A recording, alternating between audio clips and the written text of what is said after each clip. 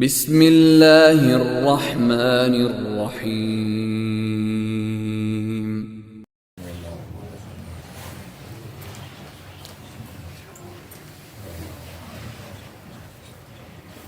لا حول ولا قوة إلا بالله العلي العظيم.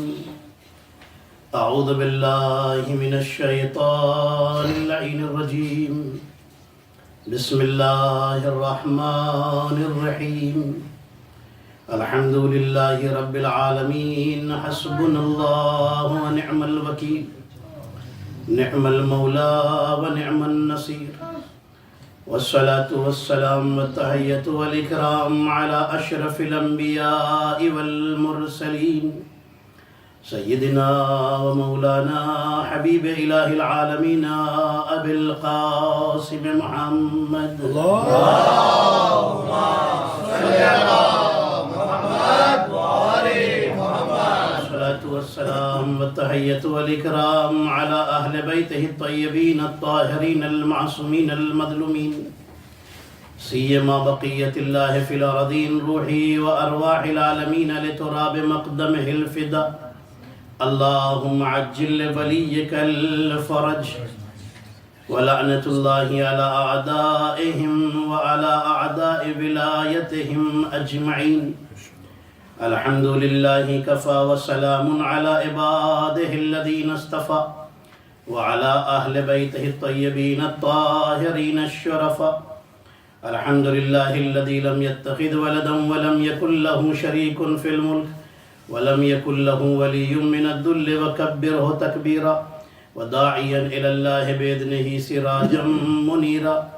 الذين أذهب الله عنهم الرجس وطهرهم تطهيرا. اللهم صل على محمد وآل محمد. أما بعد فقد قال الله الحكيم. بسم الله الرحمن الرحيم.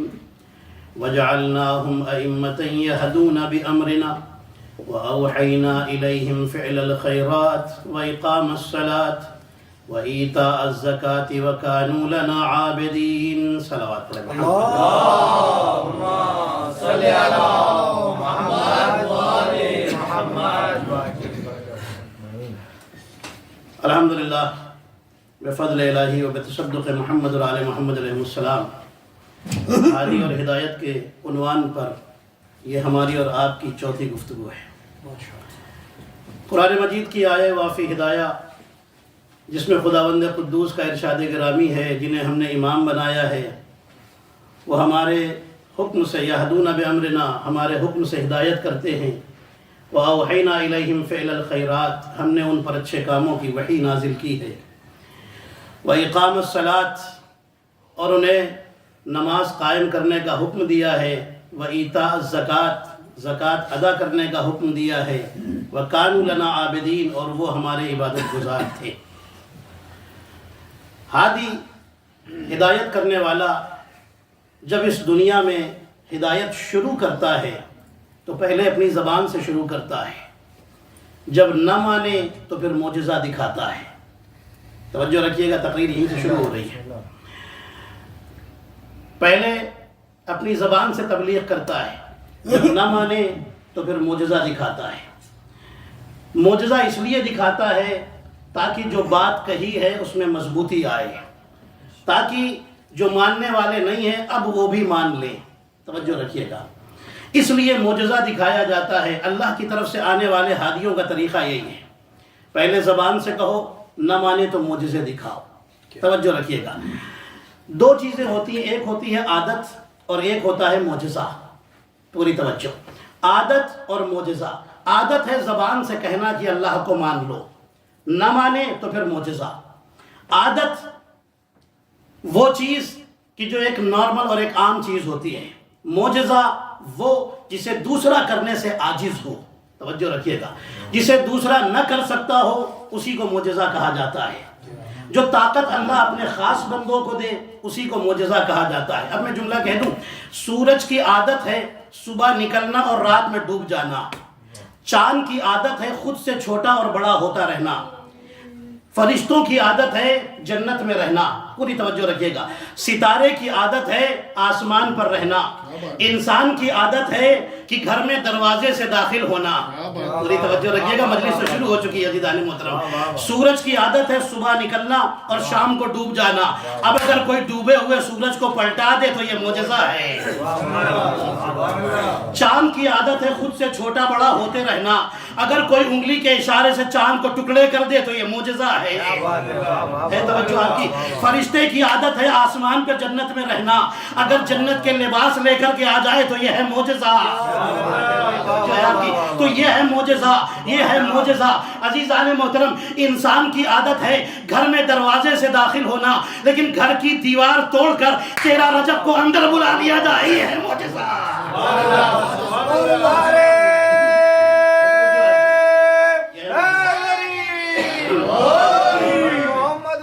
محمد بلندتر صلوات.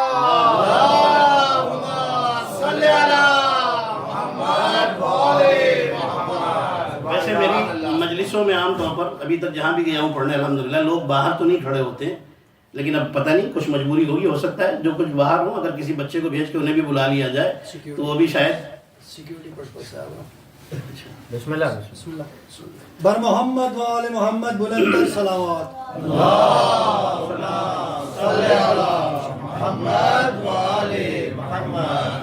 عزیزان محترم، گھر میں دروازے سے داخل ہو یہ ہے عادت. دروازہ دیوار توڑ کر کے کسی کو بلا لیا جائے تو یہ ہے معجزہ. ماشاءاللہ بھائی نے نعرہ حیدری لگایا نا، یہ نعرہ لگایا کیجئے. یہ نعرہ بڑا خوبصورت نعرہ ہے اور یہ نعرہ ہم نے خود سے بنایا بھی نہیں ہے، یہ بھی عرض کر دوں آپ کی خدمت میں. یا علی کہنا یہ شیعوں کی عادت نہیں ہے، نبی کی سنت ہے. میں اپنی بات کو ثابت کر کے چھوڑوں گا. دنیا 2 نعرے بہت مشہور ہیں، ایک ہے نعرہ تکبیر اور دوسرا ہے نعرہ حیدری. نعرہ رسالت بھی بہت مشہور ہے. نعرہ تکبیر سب لگاتے ہیں، پوری توجہ رکھیے گا. نعرہ تکبیر سب لگاتے ہیں. نعرہ تکبیر سب سے پہلے کس نے لگایا تھا؟ اسلامی ہسٹری میں جا کر کے دیکھیے گا. جب علی کے ذریعے سے جنگ فتح ہوئی، آپ آگے آ جائیے، ماشاءاللہ سے بات پڑھے محمد اور آل محمد.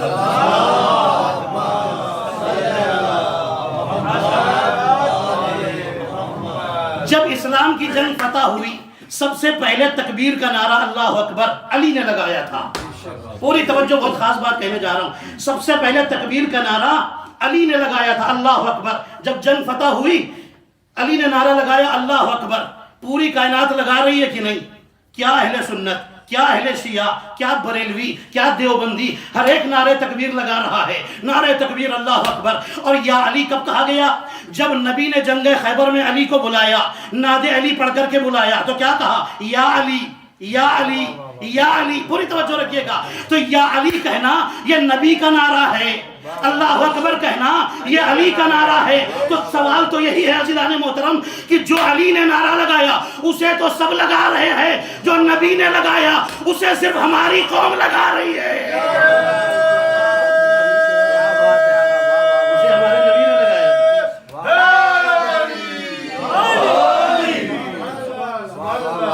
میرے علی نے نعرہ لگایا تھا، اسے تو پوری کائنات لگا رہی ہے. اللہ اکبر کا نعرہ. عزیزان محترم، ہدایت. اچھا، اسلام کی پہلی دعوت کون سی تھی؟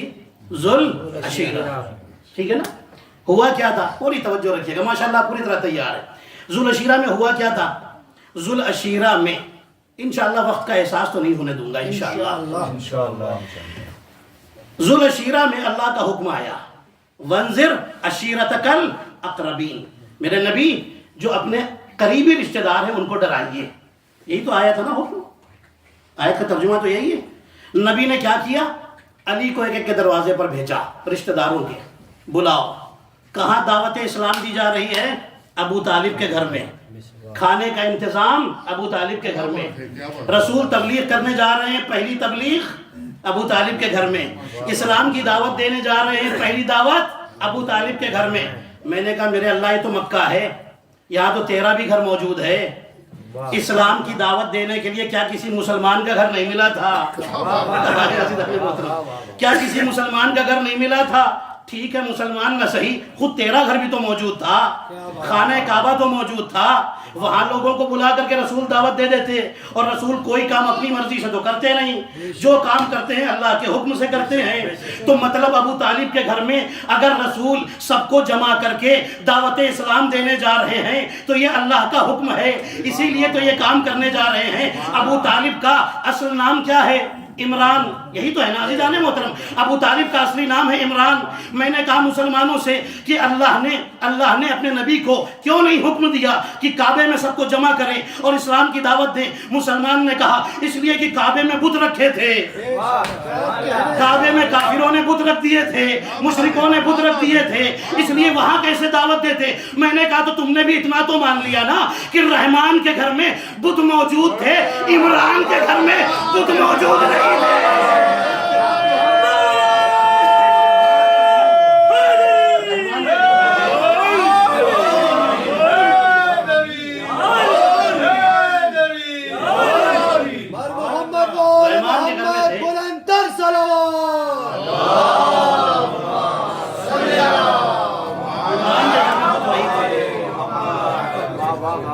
بلا لیا نبی نے، سب کو جمع کر لیا، کھڑے ہو رہے رسول تبلیغ کرنے کے لیے۔ ابو جہل کھڑا ہو گیا، کہنے لگا ان کی بات نہ سننا۔ کیوں بھائی؟ کہا اس لیے کہ معاذ اللہ نعوذ باللہ من ذالک، یہ اس کا جملہ ہے، نقل کفر نباشت۔ کہنے لگا انہوں نے بھی جادو دکھایا ہے، دیکھا نہیں تم نے؟ لوگوں نے کہا کون سا جادو؟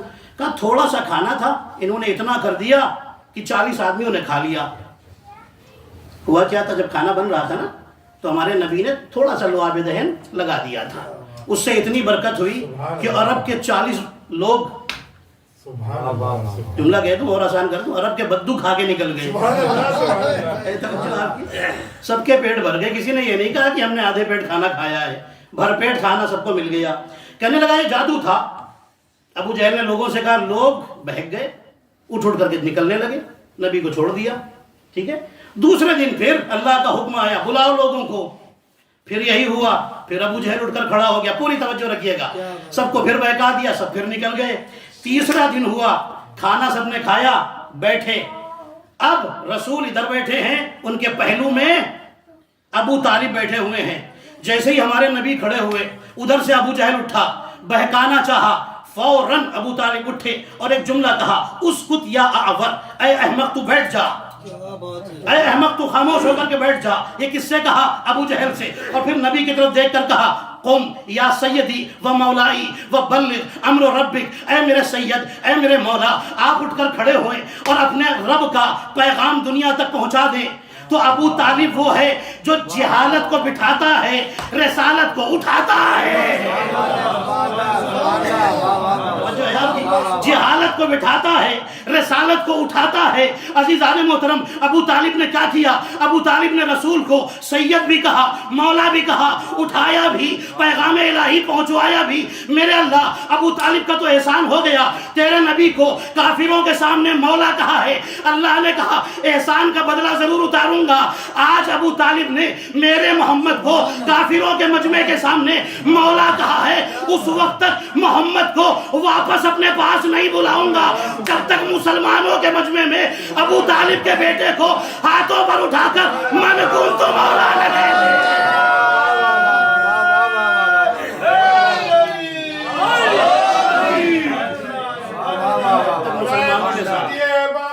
ابو طالب بلند الصلوات۔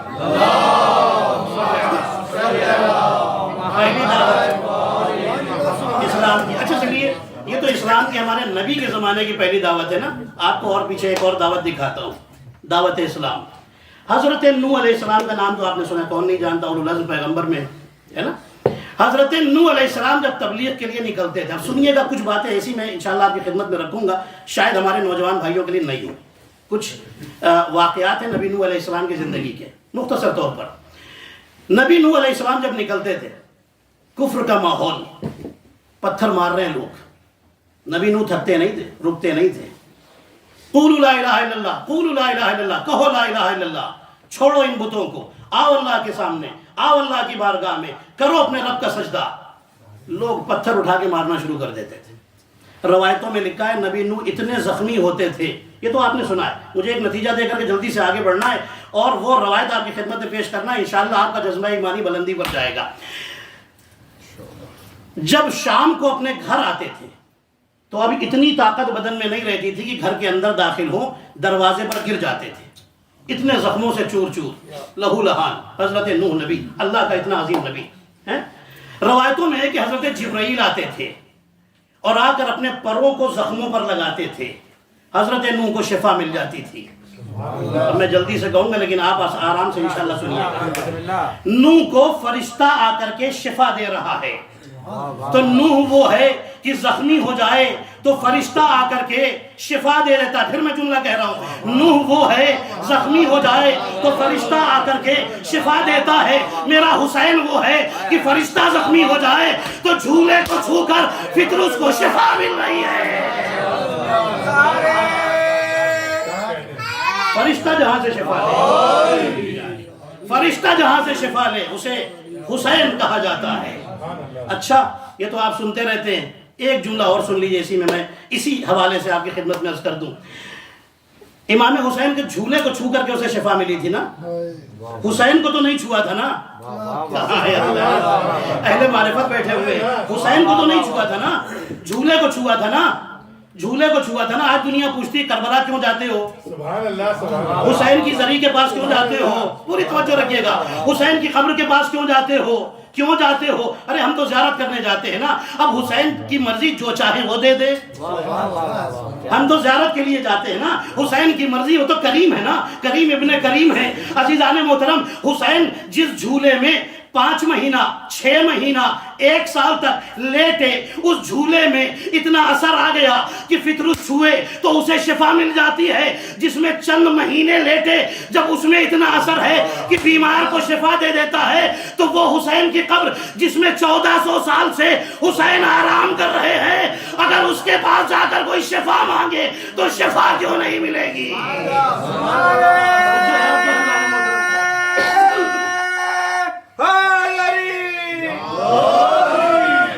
محمد وآل محمد بلندر صلوات۔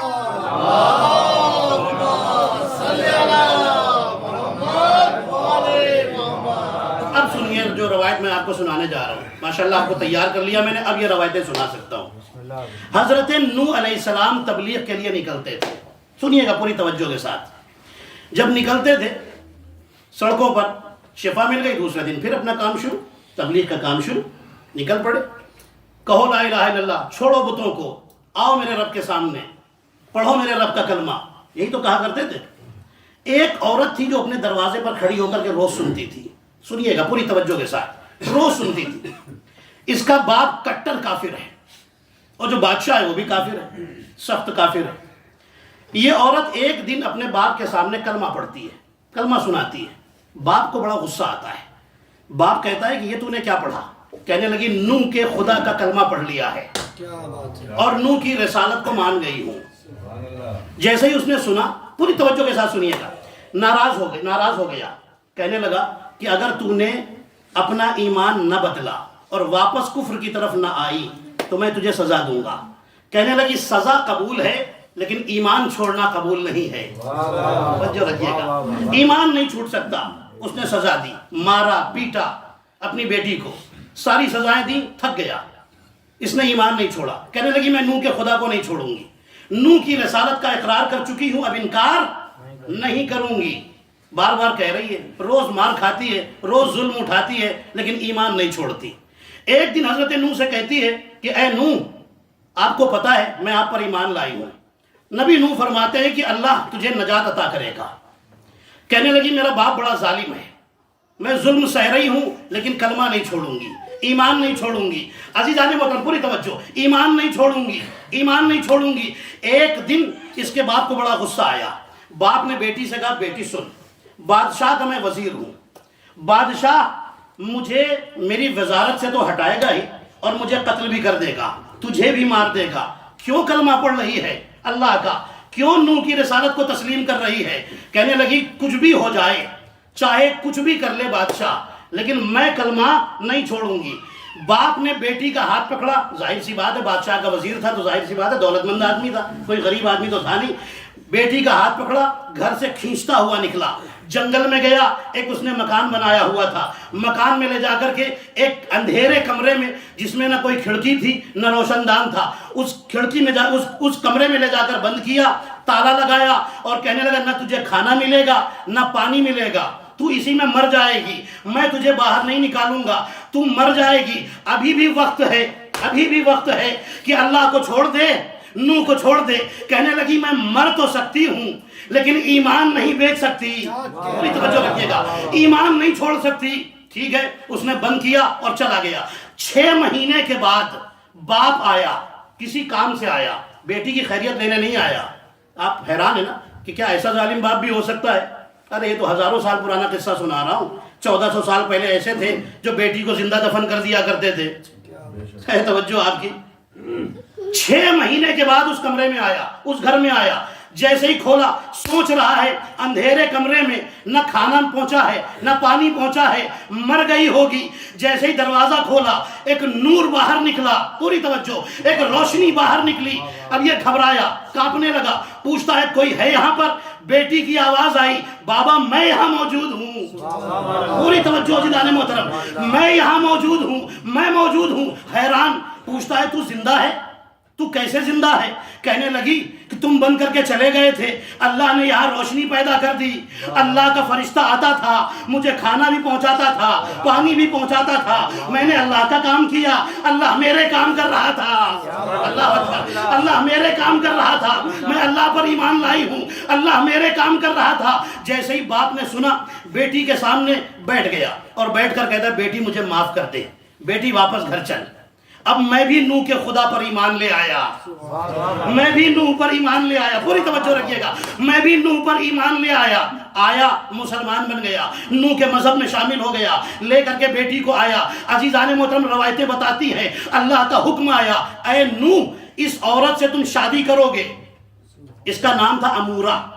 اس عورت سے، امورہ سے تم شادی کرو گے اور اس عورت کو میں انعام یہ دوں گا کہ اس کی نسل سے ایک بیٹا ہوگا جس کا نام سام ہوگا، وہ نبی بھی ہوگا اور نوح کا جانشین بھی ہوگا.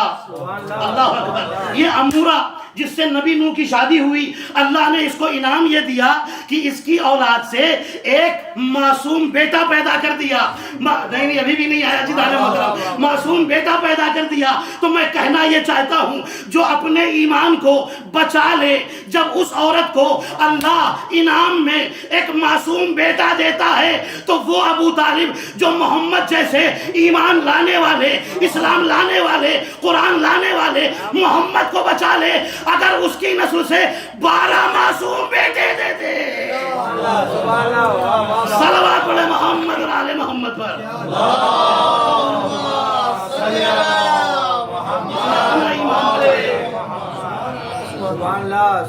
جس کا کام بڑا اس کا انعام بڑا ہے نا عزیزان محترم. نبی نوح علیہ السلام نے ایک دن بد دعا کر دی، پروردگار تھک گیا ہوں ان لوگوں سے.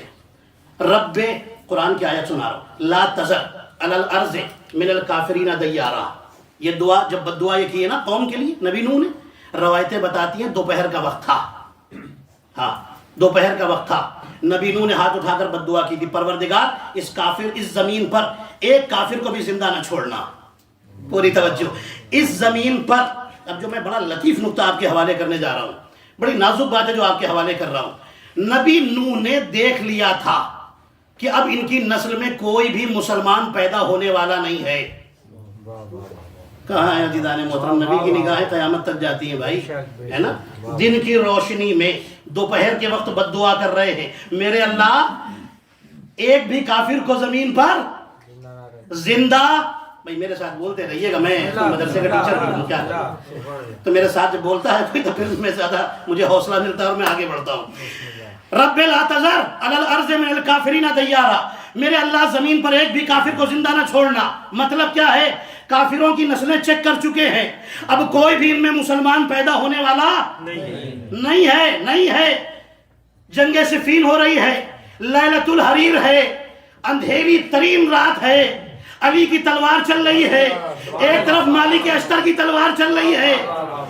جب جنگ اس موقع پر پہنچی، اتنی اندھیری رات کہ ہاتھ کو ہاتھ دکھائی نہ دے، مالک اشتر نے سوچا کہ علی نے 1000 مارے، میں نے 999 مارے، اگر ایک اور مار لیتا تو مقتولین میں مولا کے برابر پہنچ جاتا، جتنے مقتول مولا کے ہاتھ سے ہوئے ہیں اتنے میرے بھی ہو جاتے۔ ابھی سوچ رہے تھے، علی تو وہی ہے نا جس کے سامنے کوئی حجاب نہیں رہتا۔ فرماتے مالک اشتر مڑ کے دیکھا، کہا نہیں تھا، علی نے مڑ کے دیکھا، فرماتے مالک سوچ رہے ہو نا کہ اگر ایک اور قتل کر لیتا تو میرے بھی 1000 ہو جاتے۔ سنو، تمہاری تلوار چلتی ہے تو کچھ نہیں دیکھتی، جو سامنے آتا ہے قتل کر دیتی ہے، میری تلوار نہیں لفظوں پہ غور کیجئے گا، خدا کی قسم میرے جملے کا خون نہ ہو جائے، میری تلوار میری تلوار پہلے 70 نسلوں کو دیکھتی ہے، اگر ایک بھی مسلمان پیدا ہونے والا ہے، مومن پیدا ہونے والا ہے تو اسے قتل نہیں کرتی۔ اب میں جملہ کہہ دوں، علی کی تلوار دیکھتی ہے، وہاں نوح دوپہر کی روشنی میں نوح کی نگاہیں نسلیں دیکھ رہی تھی، تو اب جملہ کہہ دوں عزیزان محترم، جو کام نوح کی نگاہیں دن کی روشنی میں کر رہی تھی، وہی کام علی کی تلوار رات کے اندھیرے میں کر رہی تھی۔ علی کی تلوار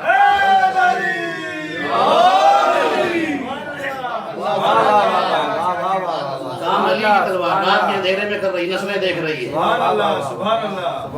بچے کتنے تھے؟ 80 آدمی ہے نا، جو کشتی پر سوار ہوئے تھے۔ نبی نوح علیہ السلام نے کشتی بنانے، اللہ کا حکم آیا، عذاب کی بد دعا کر لی ہے نا، کشتی بناؤ کشتی۔ اچھا آپ سنتے رہتے ہیں نا کہ بقرعید کا دمبا، بقرعید میں بکرا کیوں کاٹا جائے؟ اس لیے کہ پل صراط سے گزرنے کی سواری بنے گا۔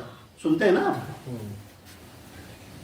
پل صراط سے گزرنے کی سواری بنے گا۔ اچھا یہ بات سب مانتے ہیں، اسی شوق میں تو ہر آدمی کوشش کرتا ہے ہم بھی کاٹ لیں، یہی ہوتا ہے نا۔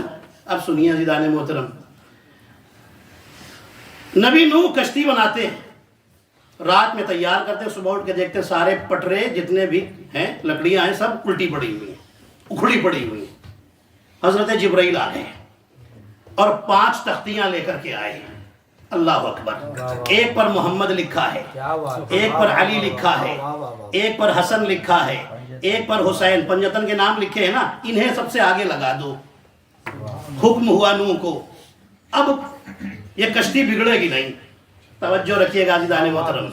نوح نے سب سے آگے لگا دیا، طوفان تو آگے رہے گا، جنہیں بچنا ہے وہ اسی کشتی میں بچیں گے، نجات اسی کشتی میں ملنے والی ہے، جو منہ پھیر کے بھاگیں گے وہ ڈوب کے مریں گے۔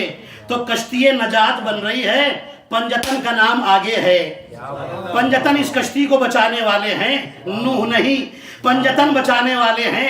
اللہ نے اسی وقت فیصلہ کر دیا تھا کہ جب پنجتن کے بغیر نوح کی کشتی کو نجات نہیں ملتی تو پنجتن کو چھوڑ کر بقرعید کے دمبے پر بیٹھ کر تجھے پل صراط پر کہاں نجات مل جائے گی؟ صلوات پڑھے محمد اور آل محمد پر۔ دمبے پہ بیٹھ کے جانا ہے توجہ عزیزان محترم۔ اچھا اب کیا ہوا جب یہ کشتی، اب سنیے گا یہ واقعہ بھی سن لیجئے نبی نوح کی زندگی کا۔ جب نبی نوح کشتی بنا رہے تھے نا، ایک بڑھیا آئی اور سامنے کھڑی ہو گئی، کہنے لگی نوح کیا کر رہے ہو؟ کہنے لگے کشتی بنا رہا ہوں۔ ہے توجہ آپ کی؟ کہنے لگے کشتی بنا رہا ہوں۔ کہنے لگی اے نوح میں آپ پر ایمان لائی ہوں۔ نبی نوح فرماتے بہت اچھی بات ہے۔ کہنے لگی جب کشتی بن کے تیار ہو جائے، میں تو جنگل میں رہتی ہوں، مجھے ضرور بلائیے گا، میں بھی کشتی پر بیٹھوں گی۔ نہیں بڑا خوبصورت جملہ آپ کے حوالے کرنے جا رہا ہوں، آپ کی مرضی چاہے جیسے سنیے، ماشاءاللہ بہت اچھا سن رہے ہیں آپ۔ نوح مجھے ضرور بلائیے گا جب یہ کشتی بن کے تیار ہو جائے۔ نبی نوح فرماتے ٹھیک ہے، بن کے تیار ہوگی نا، طوفان آنے سے پہلے تجھے بلا لوں گا۔ نبی نوح سے سنتی ہے، وعدہ کر لیا نا نبی نے، چلی گئی جنگل میں خیمہ لگا کے رہتی ہے، ایمان لا چکی ہے، مومنہ ہے۔ نبی نوح علیہ السلام جب کشتی بنا کے تیار کر لیتے ہیں نا، دوپہر کی روٹیاں تندور میں بنا رہی تھی نبی نوح کی زوجہ، ٹھیک ہے، مسجد کوفہ میں وہ تندور، آپ نے دیکھا، وہ جو لوگ گئے زیارت کرنے اور جو نہیں گئے اللہ انہیں بھی انشاءاللہ زیارت سے مشرف فرمائے. پوری توجہ رکھیے گا.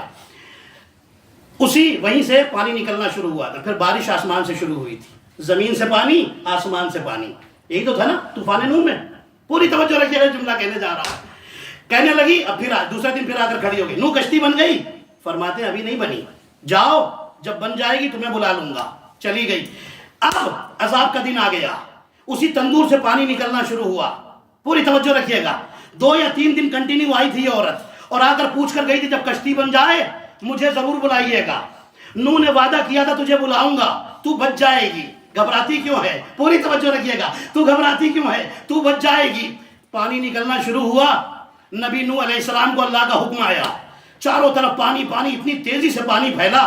نبی نوح علیہ السلام نے اللہ سے دعا کی، پروردگار اب کیا کروں؟ حکم آیا لوگوں کو بلاؤ. بلایا. 80 آدمی آ کر کے بیٹھ گئے. جانوروں کو بٹھایا، سب کو بٹھا لیا. جیسے ہی بٹھایا نوح کو یاد آیا جنگل میں بوڑھی عورت ہے. نبی بھولتا نہیں ہے. پوری توجہ رکھیے گا. نبی نوح علیہ السلام کو یاد آیا، پروردگار اس بوڑھی عورت سے وعدہ کر کے بیٹھا ہوں، جنگل میں جا کر اسے بلانا ہے. اللہ نے آواز دی، نوح تم کشتی لے کر آگے بڑھو، اس کو چھوڑو، اس کو میرے حوالے کر دو، تم جاؤ.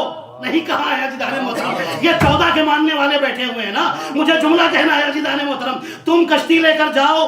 نبی نوح علیہ السلام کشتی میں بیٹھے. اللہ کا حکم آ گیا تھا. کشتی روانہ ہو گئی. کشتی چلی گئی.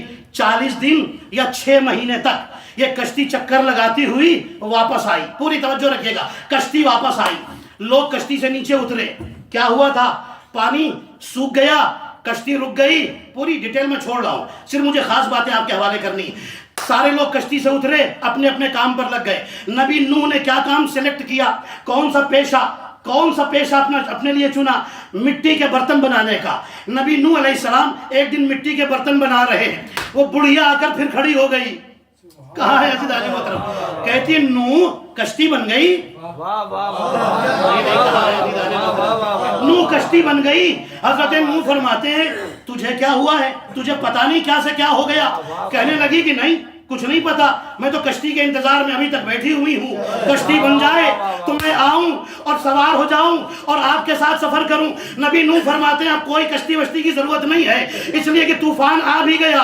جنہیں بچنا تھا بچ گئے، جنہیں مرنا تھا مر گئے، ہلاک ہونا تھا ہلاک ہو گئے.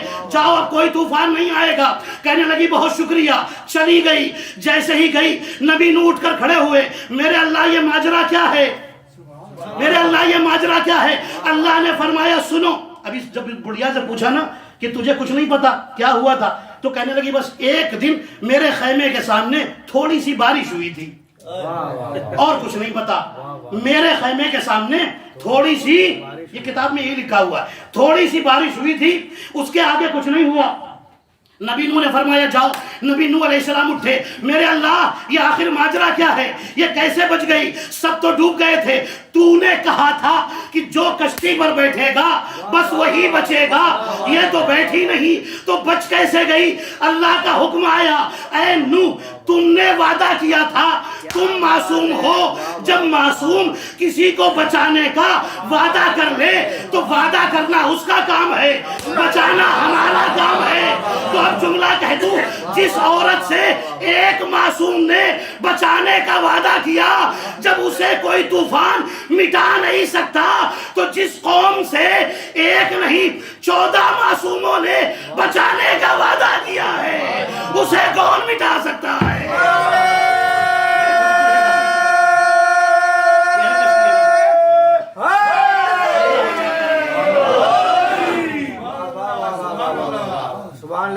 جس قوم سے ایک نہیں 14 معصوموں نے بچانے کا وعدہ کیا ہے. عزیزان محترم اس قوم کو کون مٹائے گا؟ عزیزان محترم اب سنیے گا. نبی نوح علیہ السلام نے جب کشتی بنائی تھی نا، بے جملہ سن لیجیے. سب کو بلایا، بیٹے کو بھی بلایا، آجا. کہنے لگا نہیں آؤں گا، پہاڑ بچا لے گا.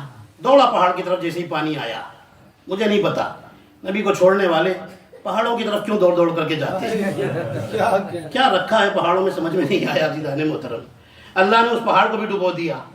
میں نے کہا پروردگار جرم تو اس کا تھا، پہاڑ کو کیوں ڈبو دیا؟ اللہ آواز دے گا جو غلط آدمی کو اٹھائے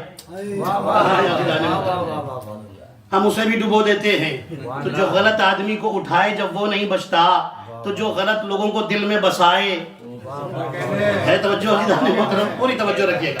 اچھا, نبی نوح نے جب کشتی میں سب کو بلا لیا نا, اب یہ جملہ سن لیجئے پھر میں آگے بڑھتا ہوں. نبی نوح نے دیکھا کشتی کے بالکل پیچھے شیطان بھی بیٹھا ہوا ہے, کشتی پہ آ کر کے بیٹھا ہوا ہے. نبی نوح آگے بڑھے, فرماتے تو یہاں کہاں گیا؟ کہنے لگا آپ نے تو بلایا تھا, آ جاؤ, جو نہیں آئے گا وہ ہلاک ہوگا, جو نہیں آئے گا وہ ہلاک ہوگا. میں بھی آ گیا.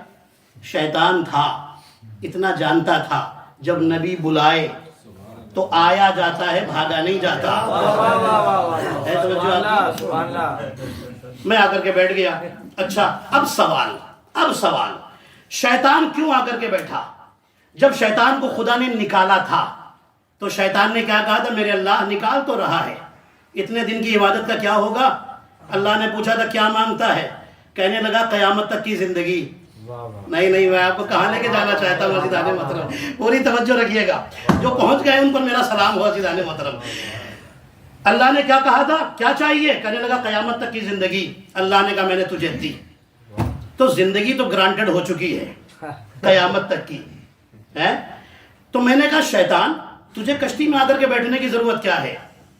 ٹھیک ہے, جو نہیں بیٹھیں گے وہ ڈوبیں گے, جو بیٹھیں گے وہ بچیں گے. تجھے کیا ضرورت ہے؟ تجھے تو لائف ٹائم کی گارنٹی پہلے ہی مل چکی ہے. پوری توجہ, اللہ نے قیامت تک کی تو زندگی دے ہی دی ہے, پھر تجھے کشتی کی ضرورت کیا پڑ گئی؟ شیطان نے کہا سنو, یہ معصوم ہے, نوح معصوم ہے, اور معصوم لکھی ہوئی تقدیر بھی بدل سکتا ہے. کیا سنا؟ معصوم لکھی ہوئی تقدیر بھی بدلوا سکتا ہے. اگر چاہ لے گا تو میری لکھی ہوئی تقدیر بھی زندگی سے موت میں بدل جائے گی. اس لیے تو آ گیا ہوں عزیزان محترم. تو دنیا مانتی کیوں نہیں ہے؟ ارے جب نوح جیسے معصوم میں اتنی طاقت ہے کہ تقدیر کو بدل سکتا ہے, تو اگر میرا حسین راہب کی تقدیر بدل کر 7 بیٹے دے دے تو حیرت کی بات کی ہے. صلوات پڑھے محمد اور آل محمد پر.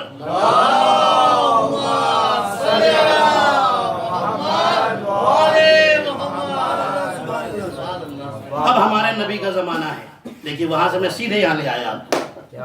رسول اللہ صلی اللہ علیہ وسلم کا زمانہ ہے.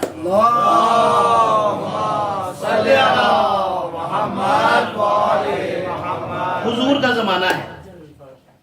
ٹھیک ہے, 35 منٹ ہو گئے ماشاءاللہ سے, 35 سے 36 منٹ ہو گئے الحمدللہ. رسول اللہ کا زمانہ ہے. ایک دن مدینے میں بھگدڑ مچ گئی, لوگ ادھر ادھر بھاگنے لگے, افراتفری کا عالم. بس یہ آخری جملہ فضائل کا, پھر میں مصائب پر آ رہا ہوں. ایک بھگدڑ مچی ہوئی ہے. ہمارے نبی نے پوچھا کیا بات ہے؟ یا رسول اللہ وہ دیکھیے ایک دیو ہیکل جنات آ گیا ہے, لگتا ہے یہ جنات ہے.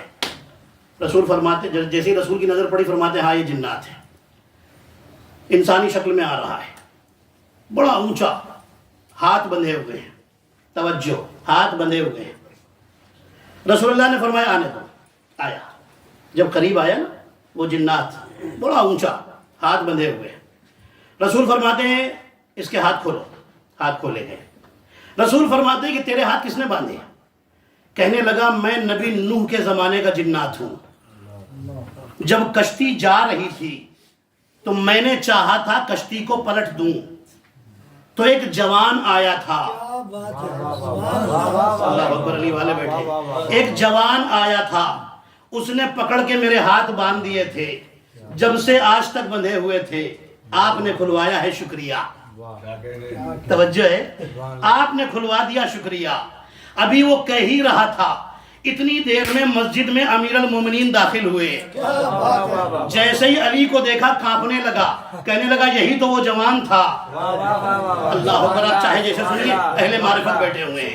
یہی تو وہ جوان تھا جس نے میرے ہاتھ باندھے تھے, جس نے ہاتھ باندھے تھے. اسی دن فیصلہ ہو گیا تھا کہ جو نوح کی کشتی کے مقابلے میں آ جائے اس کی بھی سزا ہاتھ بندھنا ہے, ہاتھ بندھنا ہے. اور جو اہل بیت کے مقابلے میں آ جائے اس کی بھی سزا ہاتھ بندھنا ہے. ہاتھ वाले मोहम्मद समझ गए जो अभी जाने मोहतरम बात मुकम्मल है। जो मुकाबले पर आ जाए, जो है दर करार है, जो कुल का मददगार है, उससे हमें भी प्यार है, वो नारा है अली नारा हैदरी। मोहम्मद वाले मोहम्मद बुलंद तर सलावत।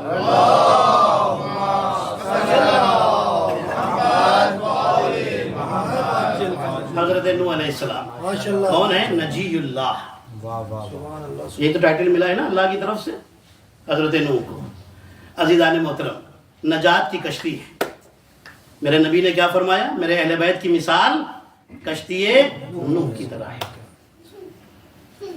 अज़ीज़ान मोहतरम, जो भी आया, जब भी आया इनके दरवाजे पर, उसे नजात मिल गई। इतने करीम हैं। जो दुश्मनों पर करीम हो, वो अपनों पर कितने करीम होंगे। जो दुश्मनों पर मेहरबान हो जाए, वो अपनों पर कितने मेहरबान होंगे। आम तौर पर अफ्रीका में आज की रात हज़रत हुर अलैहिस्सलाम के मसाइब बयान होते हैं। मैं भी कोशिश करूंगा हज़रत हुर अलैहिस्सलाम के मसाइब आपकी खिदमत में बयान हो। ये नजात की कश्ती है। अज़ीज़ान मोहतरम, मसाइब के एक जुमले से मैं गुफ्तगू शुरू करता हूँ। रोइएगा और खूब रोइएगा। हज़रत नूह भी रोए थे जब वो 5 तख्तियाँ आई थी ना। पूछा था ये कौन? ये मोहम्मद है, ये अली, ये फातिमा, ये हसन, ये हुसैन। जैसे हुसैन का नाम ज़बान पर आया, दिल में एक गम की कैफियत तारी हुई। हज़रत नूह तड़प कर रोए और फिर सवाल किया, मेरे अल्लाह इस नाम में आखिर बात क्या थी कि जैसे ही मेरी ज़बान पर आया मेरा दिल गमगीन हो गया। तब अल्लाह ने दास्तान करबला बयान की। हाँ अज़ादारो, आवाज़ बुलंद करके रोइएगा। ये ना देखिएगा दाएं बाएं बैठा हुआ कोई इंसान रो रहा है या नहीं रो रहा। आप रोए बस, आप सैयदा को पुरसा दें। और अगर रोना ना आए तो बस ये सोच के रो लीजिए कि चंद दिन बचे हैं सकीना को तमाचे लगने के लिए। चंद दिन बचे हैं, ज़ैनब की चादर छीन ली जाएगी। हाँ ज़दारो, रवायतें बताती हैं मदीने में एक शख्स आया रसूल अल्लाह की कब्र की ज़ियारत करने के लिए। उसका सामान चोरी हो गया।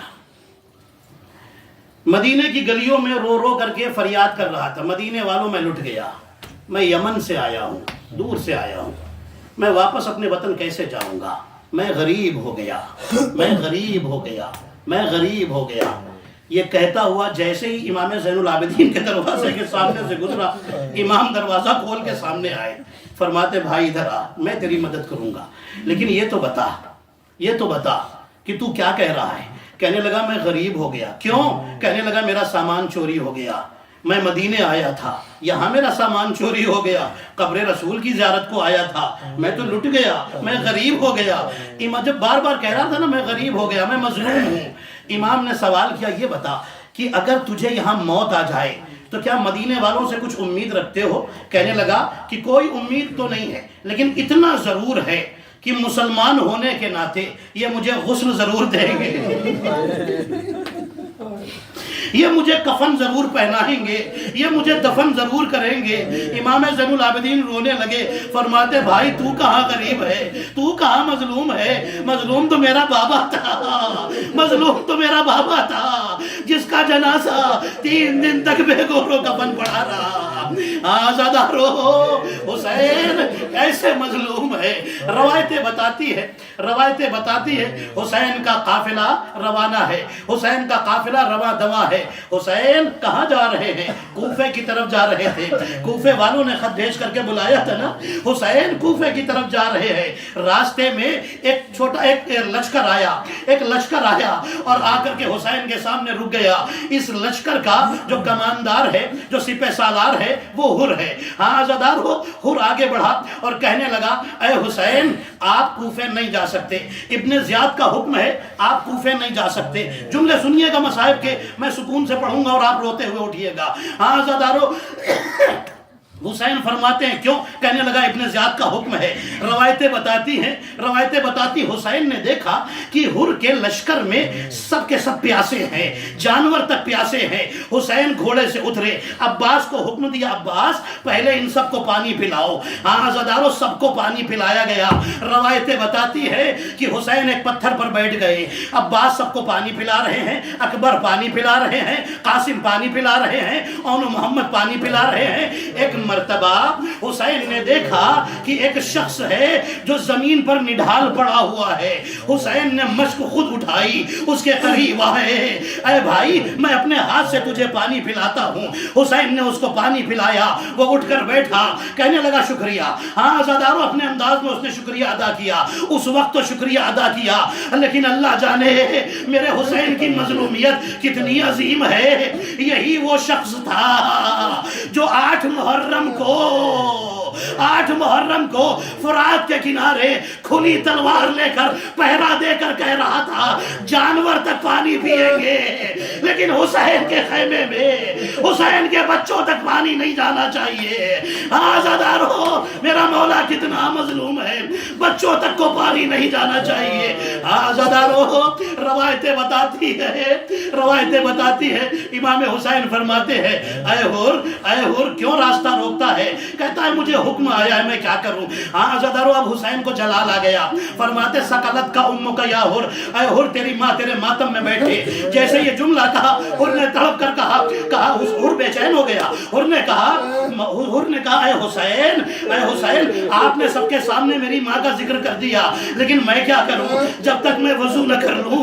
آپ کی والدہ ماجدہ کا نام گرامی اپنی زبان پر نہیں لاتا۔ ہاں عزادارو، روایتیں بتاتی ہے کہ حر نے بلند آواز سے بات کی تھی۔ خیر، یہ قافلہ چلا، حسین کا قافلہ مڑ گیا کربلا کی طرف، کوفے سے کربلا کی طرف مڑ گیا، حسین کربلا میں آ گئے۔ روایتیں بتاتی ہے کہ 9 محرم کا دن تھا، حر اپنے خیمے کے باہر بیٹھا ہوا تھا۔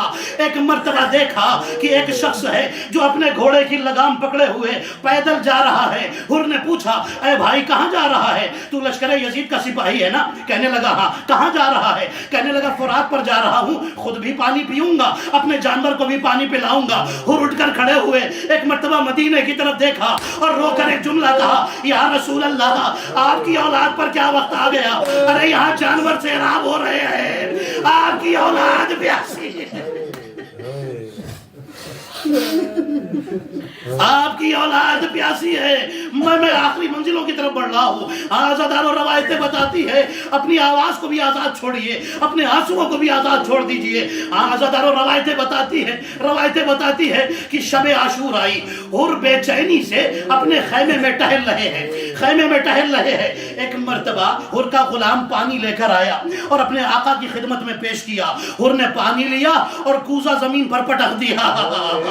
جیسے ہی پانی کا کوزہ زمین پر پھینکا، ایک مرتبہ غلام تڑپ گیا، جلدی سے حر کے بھائی کے پاس آیا اور کہتا ہے کہ آپ کے بھائی کی خبر لیجئے، آپ کے بھائی کو نہ جانے کیا ہو گیا ہے، میں نے پانی پیش کیا تھا، انہوں نے زمین پر پھینک دیا، وہ پانی نہیں پیتے، بڑے بے چین نظر آتے ہیں۔ حر کا بھائی آیا اور آ کر کہتا بھیا حر پریشان کیوں ہو، تم نے پانی نہیں پیا؟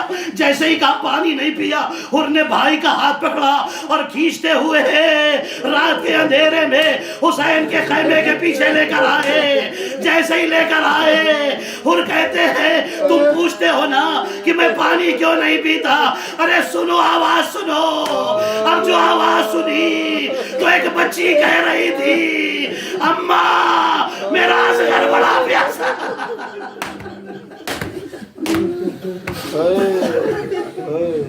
اماں میرا اصغر بڑا پیاسا ہے۔ आज़ादारो ये जुमले सुने सर झुक गया। आज़ादारो और भाई को लेकर खैमे में वापस आए। आज़ादारो रवायतें बताती है रात कैसे गुजरी ये हुर जानते हैं। सुबह हुई, हुर ने भाई को बुलाया, बेटे को बुलाया, गुलाम को बुलाया और फरमाते हैं कि तुम्हें रुकना है तो रुको, मैं तो हुसैन की तरफ जा रहा हूँ। आज़ादारो भाई आगे बढ़ा कि भैया हम तुम्हारे साथ चलेंगे। बेटा आगे बढ़ा, बाबा आपके साथ चलेंगे। गुलाम आगे बढ़ा, आका आपके साथ चलेंगे। बस एक मर्तबा हुर ने कहा भाई से, भाई मेरे आंखों पर पट्टी बांध दे, हुसैन से नजरें मिलाने की ताकत नहीं है। आंखों पर पट्टी बांध दे, हाथों को पुष्ट पर बांध दे, ऐसे ले चल जैसे कोई मुजरिम चलता है। आज़ादारो रवायतें बताती है कि लेकर के चले, आंखों पर पट्टी बांधी गई, हुर के हाथों को पुष्ट पर बांधा गया, भाई ने सहारा दिया, सहारा लेकर के चला। आज़ादारो बेटा पीछे है और उससे पीछे गुलाम है, इस तरीके से जा रहे हैं। एक मर्तबा हुसैन जो खैमे के बाहर खड़े थे आवाज दी, अकबर आगे बढ़ो, मेरा मेहमान आ रहा है। जैसे ये जुमला कहा आज़ादारो भाई ने देखा कि अकबर आगे बढ़ रहे हैं। आवाज दी भैया अदब से हो जाओ, रसूल की शबी हुसैन का बेटा हमारे इस्तकबाल को आ रहा है। आज़ादारो फिर आगे बढ़े, हुसैन ने आवाज दी अब्बास आगे बढ़ो, उनका इस्तकबाल करो।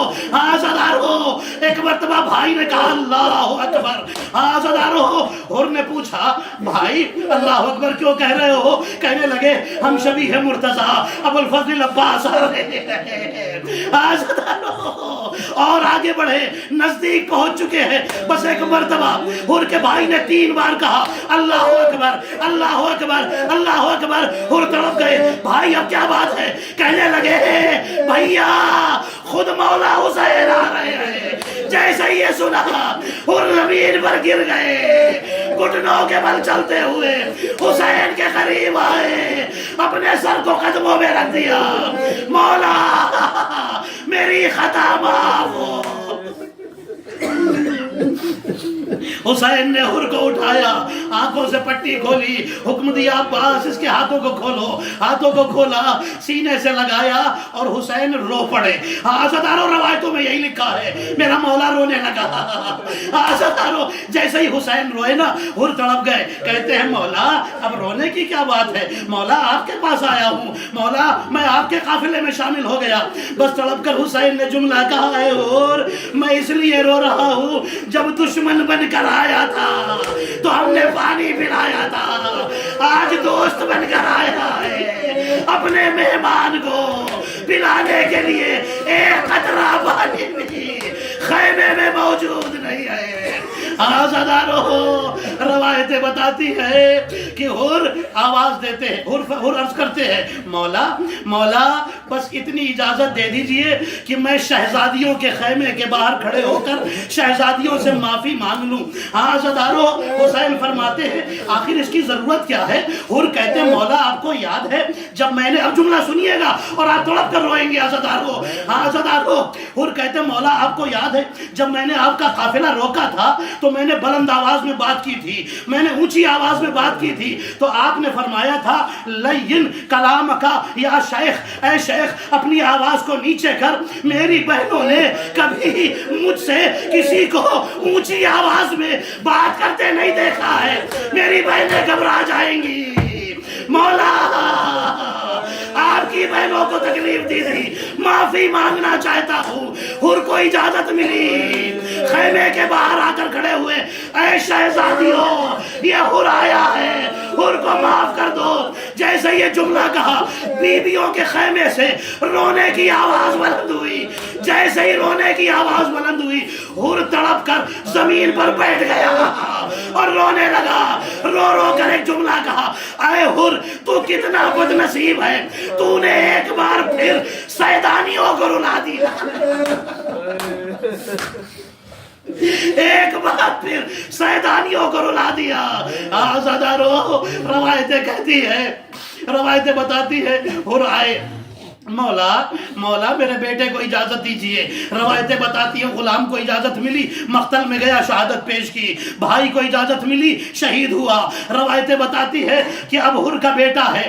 حر کہتے ہیں کہ مولا میرے بیٹے کو مقتل کی اجازت دیجئے. مولا فرماتے ہیں جاؤ, اجازت دی. عزادارو حر کے بیٹے کو اجازت ملی, مقتل میں آیا.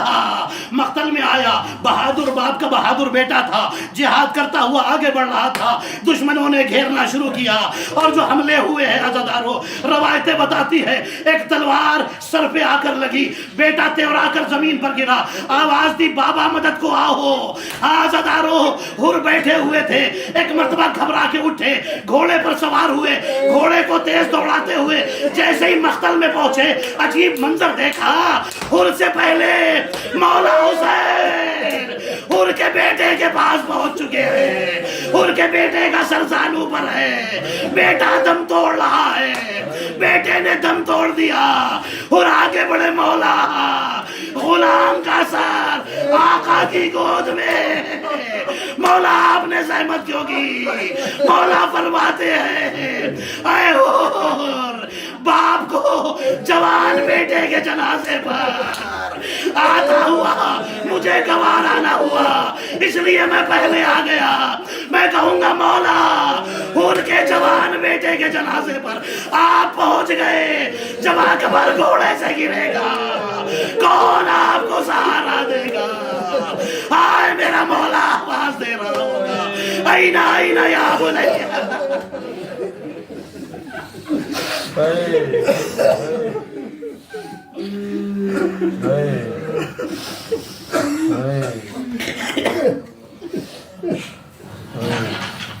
لعنت اللہ